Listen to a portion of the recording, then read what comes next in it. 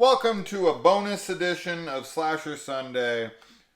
This isn't going to be a full Slasher Sunday. Technically, we're getting a different Bates Motel Season 2 for our real Slasher Sunday. But this is going to be a little bonus episode because we don't have a lot to say. No. The Halloween 1 adaptation was really great to talk about. It's one of our reviews that I can recommend to any Halloween fan without any hesitation. I think it's a super cool, fun video. I had a great time making it with you. And I think that we said there was a lot to discuss and to dive into. And with this one, Jack Martin decided to just do more of a classic adaptation. And that's totally fine. I totally get it. But having the changes, right? Okay, I'm really into Star Wars, as everyone knows, and I read the novelizations for the films. And for those, because I'm a canon whore, I want the movie stuff to be exactly the same. Yeah. But I want additions. I want added things that expand upon the story. Yeah.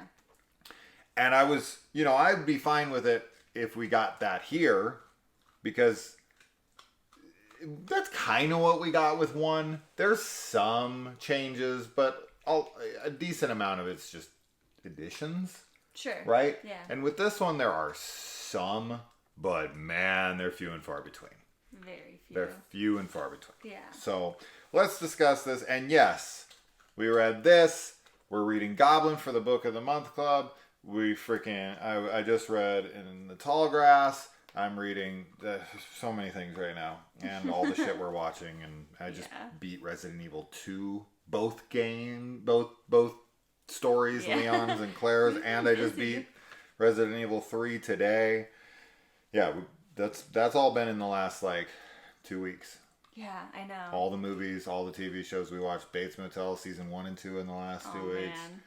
So good. And we're a couple episodes into season 3. Let's talk about Halloween 2. So. And some movies. I just wanted to say, because I really love the first Halloween novelization, and I know that we talked about it in depth, but one of the things that I love so much about it is that we got more perspective from Michael, more about what was going on in his head, and just, I like when we can make those characters more, have more depth. And in this one, I don't think we got anything from Michael's point of view at all, and so that was a disappointment. The thing that I feel like we got the most of in this book was so much more Loomis, much more of his interior thoughts and internal thoughts, and I guess also Laurie would be the other character that we got more, what they're thinking. And I don't know, I don't know that the Laurie in this is that different from the Laurie in the first one, but there was something about it that I wasn't a huge fan of, and I love Laurie Strode, but I don't know, I didn't like some of, I feel I don't know how to explain it. I just kind of thought she was a little whiny, even though it was, and I don't know, that might have honestly been the narration style a little bit, making her whinier than perhaps she was written. I don't know if you felt that way, but I found that to be the case whenever we were getting that inner dialogue, and we just got so much more of Loomis. And he's very dramatic in this, super dramatic. So fucking dramatic. Which was kind of comical. It was funny. Yeah. So let's start at the beginning.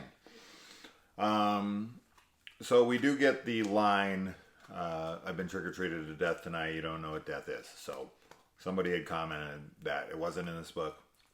Maybe it wasn't in your copy. It's in this copy. Yeah.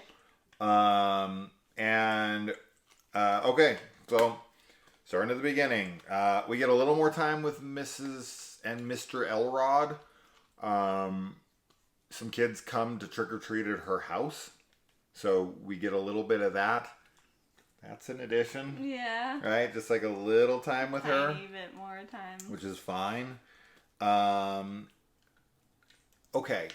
So here's one really weird thing about this book. So Halloween 2, of course, revisits the ending of Halloween 1 and even reshoots some of it for whatever fucking reason. Never understand that decision. Yeah. It's already perfect. Why change it? Whatever. So in Halloween 2, we go back to when Laurie is telling Tommy Doyle and Lindsay Wallace to run down the street. You know the line.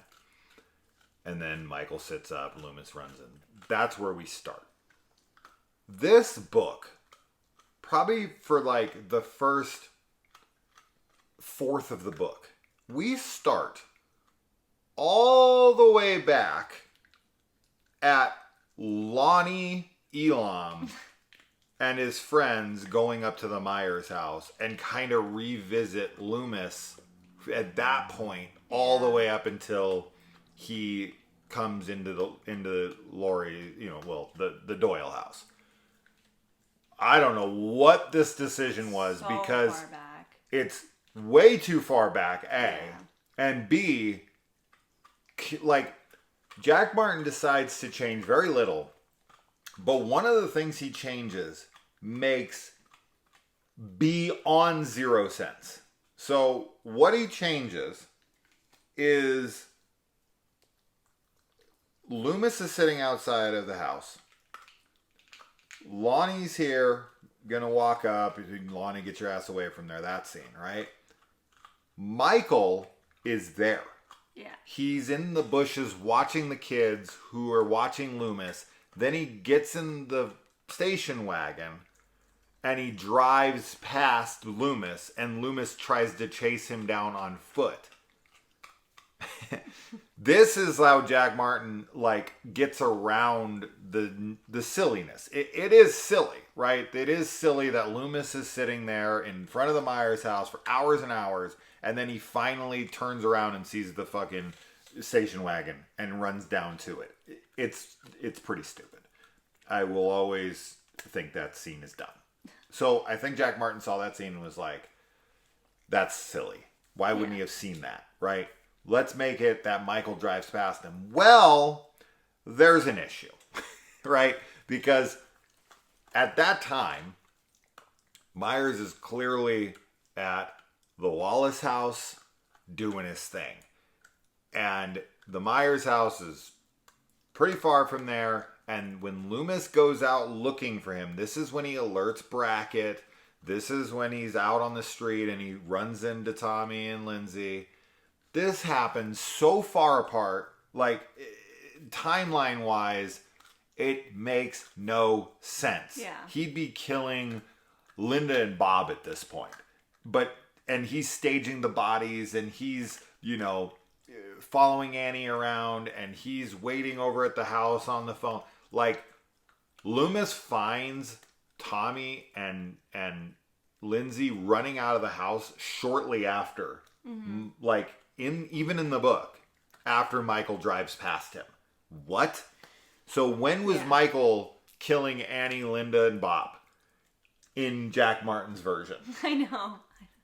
That baffled me when he did that. Yeah. I'm like, did you even see the first movie? I mean, at this point, it isn't some cultural fucking phenomenon. Yes, it was a big film, but the story hadn't become parts of our psyche as it is now, where I'm I know every single piece of timeline and everything. So Martin was probably just like, why wouldn't he see the car down there? I'm just going to have Michael drive past him. It makes more sense. Yeah. It doesn't. Absolutely what happened. It doesn't make more sense, but I get the intention. Yeah. So. Yeah. I don't know what else to say about it. I don't either. You're right. I think it was just a decision to make it make more sense, but obviously it makes it make less sense in some ways. So. And in Jack Martin's version, once again, a guy with 2 first names. So his real name is probably Martin Jackson. I bet you. That's his real name. Anyway, he also has the scene where he's like, Lonnie, get your ass away from there, and the kids run off. Then, from that moment, right, we know the scene. we've seen it a million times. He leans back. He's proud of himself. He's smiling. And Brackett puts his hand on his shoulder. Right?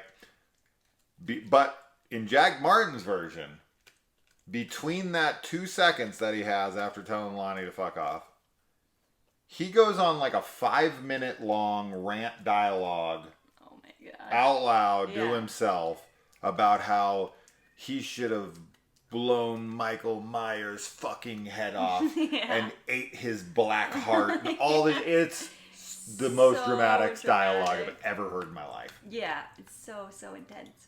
Yes. We were just like, there's so many moments with Loomis that we were looking over at each other like, what? Like, he's saying that.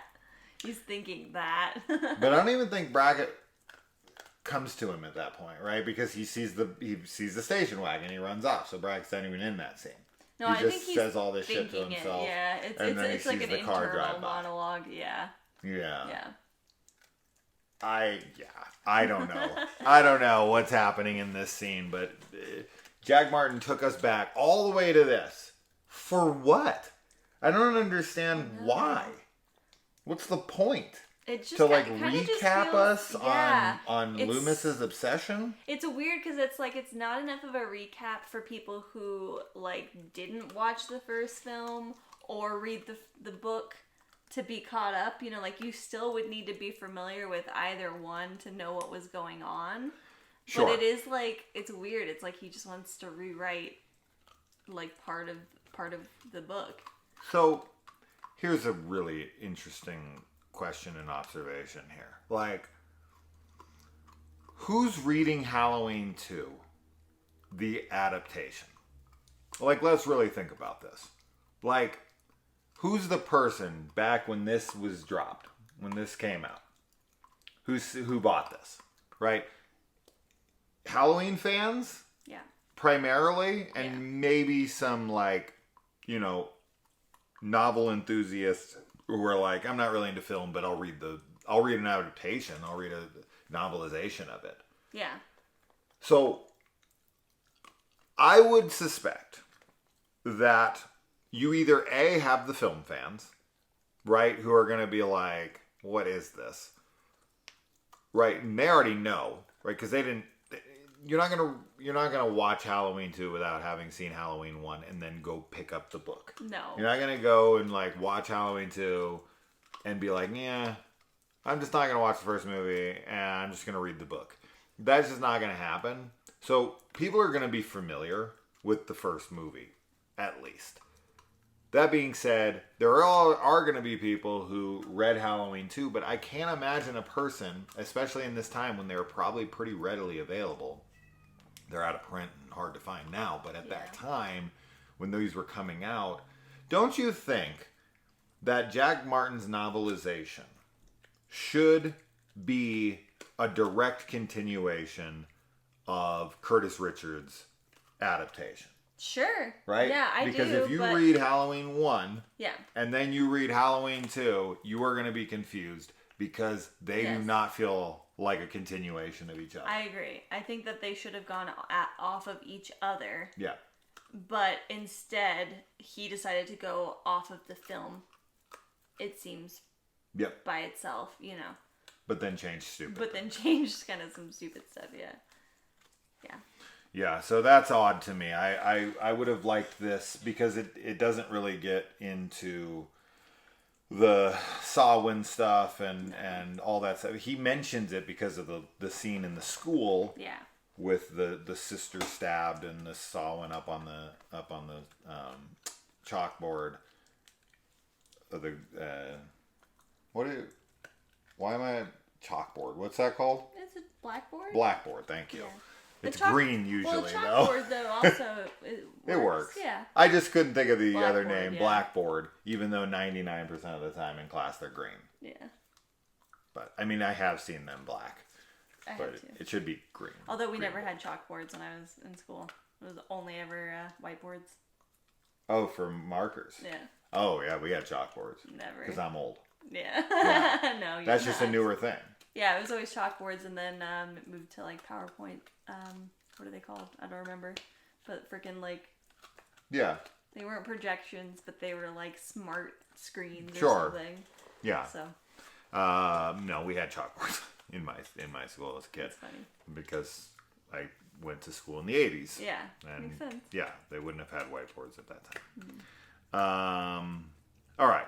And yeah, why are we spending so much time revisiting this scene with Loomis? I don't understand this. And then, yeah, Loomis sees Michael driving the station wagon and chases him on foot, question mark, question mark, question mark. I'm like so confused while I was reading this. I was just like, what in the fuck? So anyway, yeah, I put Loomis says some Captain Ahab type shit. Yes. Before shooting Myers. He really does.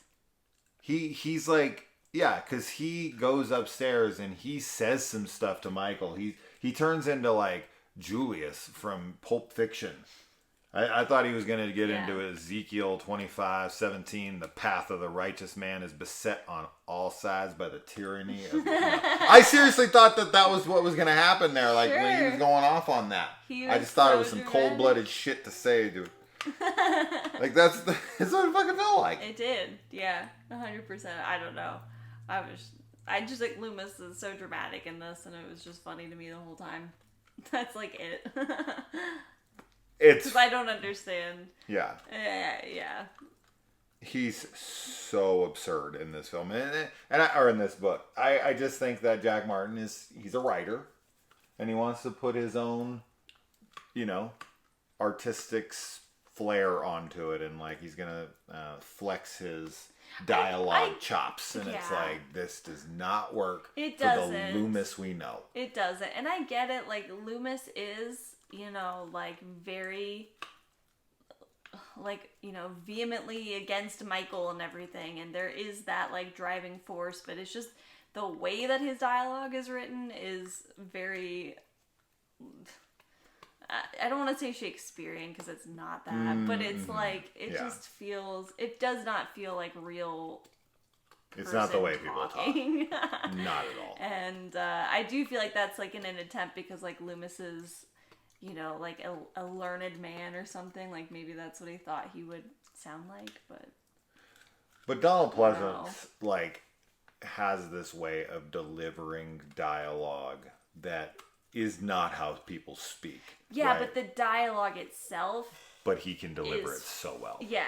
Imagine Donald Pleasance trying to deliver the dialogue in this book. It probably would sound good. Well, no, it probably would sound like he could make it sound good. Yeah. But you would step back away from it after his performance and be like, man, he's awesome. And then you'd be like, but that dialogue is pretty stupid.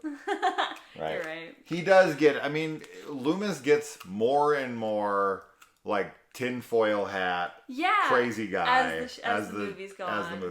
By the time we get to 5, the cops are like, hey, anything for you, Doug. Just, stop talking. We don't want to hear anything more out of your mouth. I like that, though. Like, I definitely like the effect that Michael is having on him, and that he is kind of like the white whale for him in a way, and that's I like that comparison for sure, but I just don't like Martin Jackson's writing.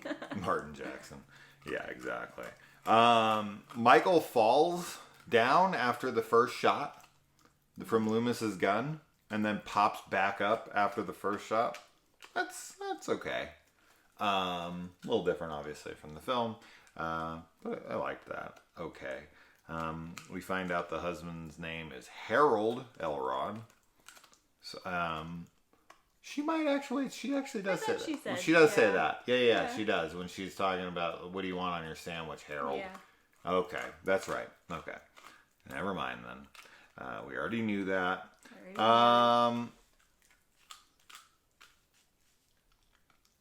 Yeah. Loomis runs into Tommy and Lindsay. This makes 0 sense. Yeah.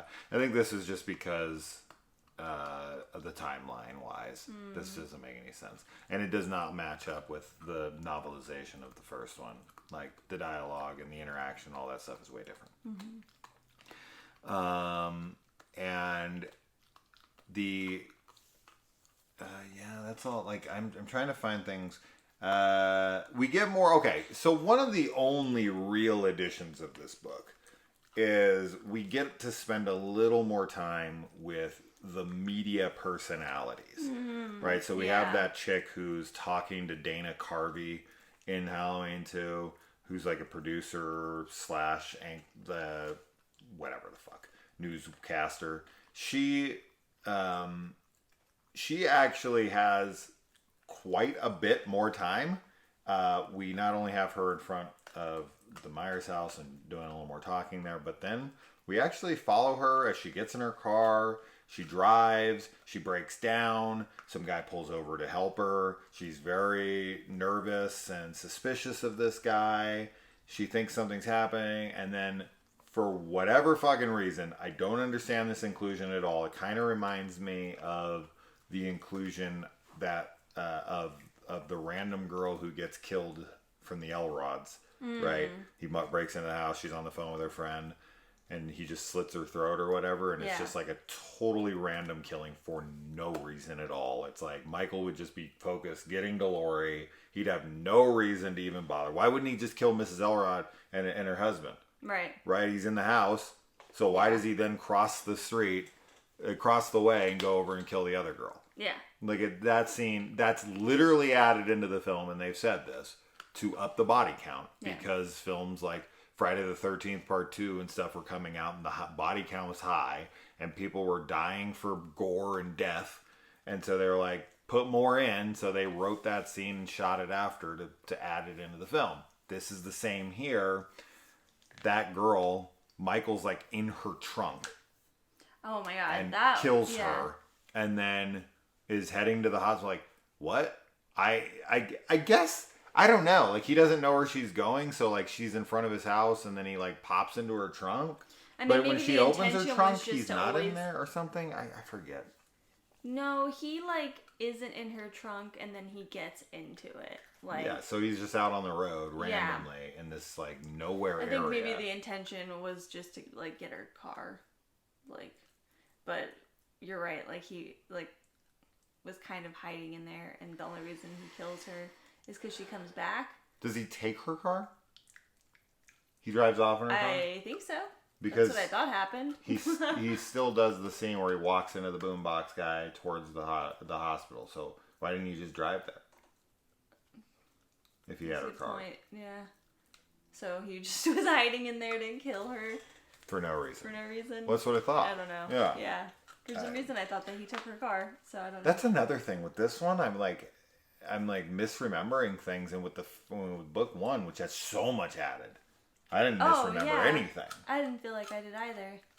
But with this one, what happened here is that I just got bored. Well, sure, and that's because there aren't, like we were saying, there's not that many like noticeable or like relevant changes or additions. Like, it's pretty much the film. Yeah. So. Yeah, the tow truck driver who like pulls over to help her. She thinks he's gonna be, she's like sexually assaulting her though. Like he's real creepy with her. But this really is creepy. The 80s, so it's probably just old hat. Yeah. And then we find out that good old Bud was in Vietnam. That would explain a little bit about his hardened nature and why he thinks like talking trash about like death and making jokes and all that.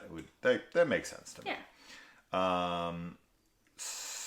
The hardware store is called Stotter's Hardware Store, the one that Michael breaks into. So I never heard a name before on that. No. Not that I ever remember seeing. I also don't remember. We got a name for the hardware store that has the worst response time in Haddonfield police and just police in general history. Michael, instead of like when Garrett goes down to check the doors and he flips the locks and all that stuff, he goes down and Michael bursts through one of the doors. He like breaks through one of the doors and kills Garrett. And also, in addition to that, with Garrett, when Janet. I'm sorry, Janet. When Janet, remember, so Janet goes, she's looking for Dr. Mixter. She goes, she finds his office, his shower's on, she turns him around, he has a needle in his eye, right? Janet, and then she gets the air embolism in the brain. She actually runs into Garrett's body first, and then is frantic and running over to Dr. Mixter, and then, gets killed. Yeah. So that's different, because then Laurie also runs into Garrett's body as she's running from Michael, like she does in the film, and it's like not in the same place as where she ran into it. Mm-hmm. So he moved it. Why would he bother? Staging bodies. Because she found it, so he's like, damn. She's like, that was supposed to be a surprise for Laurie. Yeah, that's not a good hiding spot. I gotta move it. So Janet found it. Yeah. Gotta move it. The power goes out at the hospital, but the phone lines don't. She actually does make a call in this. She picks up the phone, makes a call, and it goes to like 411 information, but she's asking for her mom, but she can't get words out of her mouth. So she kind of does, like, this happens a couple times, right? In the movie, it happens once where she's like, help me. Yeah. And then the doors close. He's pooping now. Our dog is just sitting here looking directly at me, pooping, knowing he shouldn't be. Yeah. Awesome. Anyway, that's a good representation of this book, though. It's shit. Yeah. Let's see. Bud points out that the knob on the water, the hot tub. Yeah. The recover. What do you call those? They're like what's the word there? Like a therapy. Yeah. Something like that.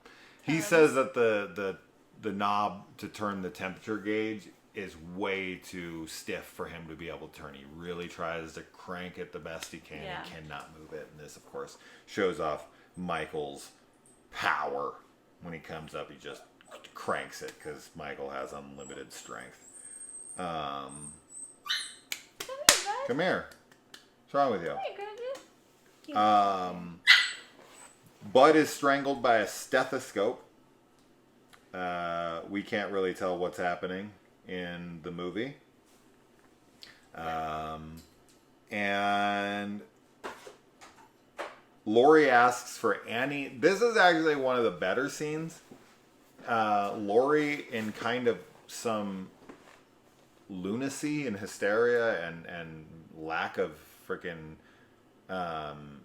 memory because she's so traumatized. She's in the hospital and she's asking for Linda and Annie.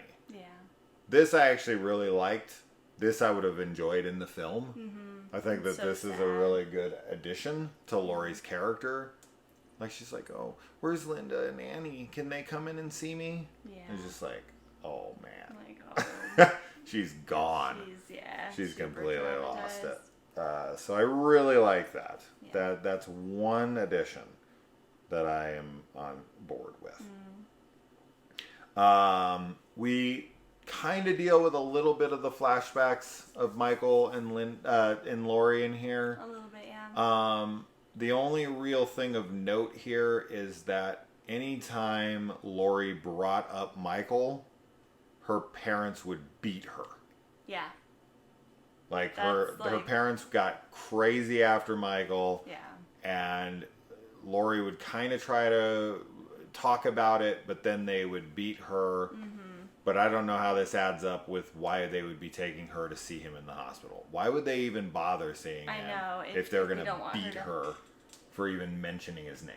I thought that happened after, like, they take her to the hospital first because they have to bring her, I guess, maybe.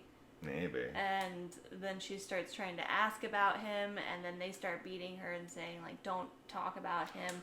And then from there, like, it's just, like, she's not supposed to talk about him at all. This is a fine addition just because it kind of explains why Lori doesn't remember. Right? Sure. It's kind of been repressed. Yeah. Because her family does not approve of it and beat her. And so she's like, blocks it from her memory so she doesn't get beat anymore as like a defense mechanism. Yeah, So I think that makes sense. It's a fine addition. I don't hate it. No, neither do I. Mrs. Alves' death is way messier in the movie. She just has, like, Michael is a phlebotomist, and has a lot of experience in phlebotomy. And he, like, perfectly hits her vein and tapes it off, and blood is just running. In this, her clothes are covered in blood. There's bruises all over her arm where he was, like, jabbing the freaking IV into her arm. This is way better. Oh, sure. Way better. Makes way more sense. Yes. It's not as visually, like, pleasing. Sure. Because the owls scene actually kind of almost is Italian giallo-esque in the way that it's shot, like in its composition. So I do like the shot with the white dress and the like super red paint blood on the ground, and the shot selection and all of that feels very Italian inspired. So I don't hate that part of it, but like in reality, Michael would be like, he would have no idea. Yeah. Stabbing it into her. Absolutely. Right. Yeah. And, I think her throat is even slit or something. Like it's much more realistic I don't know if that's in true. This version for sure. Yeah. Yeah. So. But I agree with you. I think that it's very visually pleasing in the movie. Yeah. Some chapters in this get names, some don't. Yeah. I think maybe they're just like before. Maybe, yeah. It's like the harvesting, the, like, sections of the book, and then chapter 10. Yeah. Okay, so it's just sections. That's what it is. Okay, Yeah. so it's backwards. And then, it's implied in this that Loomis's bullet is what breaks the glass. That it happens right as Michael's about to walk through. In the movie, I'm like 99.9% sure Michael walks right through and then he shoots the 6 bullets into him. That's what I thought too. But if he breaks through and there's a gunshot at the same moment he breaks through, I've never noticed it. I haven't But I don't either. think that's ever happened. I Maybe it's there. I thought that he just like walked through the glass and then Loomis shoots him because I'm pretty much 100% like, it's positive scary that's what that happened. he's just like, he like that he just doesn't even walks. stop. Yeah. Yeah, I love it. I do too. It's one of my favorite things in the Halloween Halloween franchise. Yeah. I love it. He just walks right through. He doesn't even stop for a second. No, because he's just and the music the freaking shit when it hits. I love it. Yeah, I do too. I love it. Nothing stops him. He comes through doors like nothing. He does it throughout the entire franchise. You close a door, he's coming right through like, that shit. Doors, what? Yeah. Those Why'd don't you even apply to me. bother? This just makes me want to watch Halloween too. Yeah. And Loomis and Michael's death are absolutely, irrefutably confirmed in this. There is literally nothing left of Loomis. Yeah. They can't even find parts of him. Yeah. He is disintegrated. Yes. Yes. And Michael is a complete like freaking... He's just French fry. He's just a skeleton. Yeah. There's no Halloween 4 with this book. Not at all. There's no Halloween 4 with the ending of Halloween 2 when we see Michael's... Isn't. Literally, the flames are coming from inside his skull. They're coming out of his skull through his eyeballs. Yeah. Well, his eye sockets. He is beyond dead. Halloween 4, we go into another timeline, pretty much, so... Yeah. Sure, where the explosion wasn't as bad. Yeah. 100%. It's just how it works. But I'm really excited I know we both are, for Season of the Witch. I'm like super curious for what that adaptation or novelization was going to be like. Yeah. Hopefully Jack Martin didn't write it. Hopefully Curtis Richards did. Yeah, Richard I Curtis. hope that Martin Jackson did not. But I don't know. I mean, I still really I like that we're doing this because it's nice to get, more, even though this isn't more. Is it really him? It is Jack Martin. No! Yeah. Well, it'll probably just be... I was pretty sure it was, but I wanted to confirm. Well, it'll just be an exact recreation then of the film. That's not what I want. I know. I wanted to get all I've kinds seen of Halloween 3 a million times. I love it. It's just how it is, but I do not want to read a book going over it verbatim. We'll see. Maybe he'll surprise us. No. What's going to happen is Dr. Chalice is going to be way more dramatic. Oh my god. Right? Yeah, probably. Oh my goodness. This is going to be... No, it'll actually probably be Connell Cochran. That's way dramatic. Waxing poetic all the time. Yeah. Yeah. We'll see. We'll see. I am looking forward to it, though. Yeah. And Halloween 4 novelization, though, is a different writer for sure. Ooh, okay. So, I'm looking forward to that. So, anyways. Until next time, guys. Sorry this one wasn't that great because, shit, I didn't even remember some of this stuff. I was know. sitting there, I was like, wait, is that what happened? This just wasn't interesting. This was nowhere near as fun and cool as part 1 was. But maybe 3 will be better. Yeah. We'll find out.